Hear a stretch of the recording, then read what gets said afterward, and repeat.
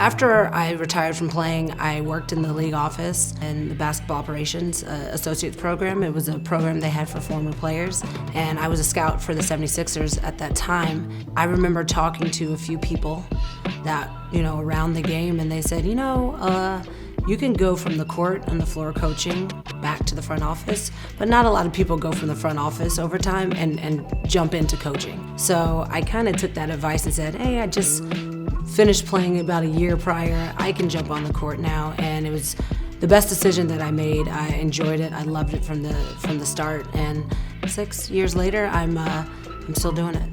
A big part of coaching is teaching, and teaching is development. You see the potential, you see where you want them to get to, and you try to be part of that journey.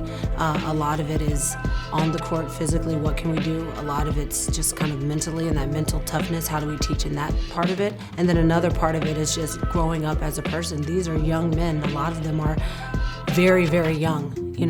We see them play on the court, and I think some people forget that they're, for one, human beings, but a lot of them, I still call them kids. Even though they're men, they're just young men. So it's helping them grow in that space as well. But you want them to be the best they can be. I do. I take a lot of pride in that in my coaching career.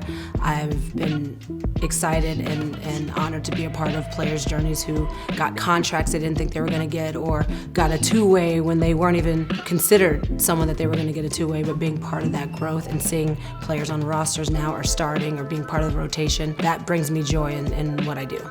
I think the biggest goal is to be a head coach in the NBA. I had the opportunity to be a head coach in the G League. I coached the Stockton Kings. Having that experience, and it's one thing to say it and it's another to do it. Going through that season, knowing that I can do this, lets me know that this is a goal of mine. And I know that what I'm doing, I love it and it's great, but there is some responsibility that comes with it. I can't just do a good job, I have to do a great job. I have to make sure that when I'm done here, there's doors open for other women. Like, that is my mentality. If I'm not the first head coach, I may not be, but I know someone else will be. So hopefully that will happen.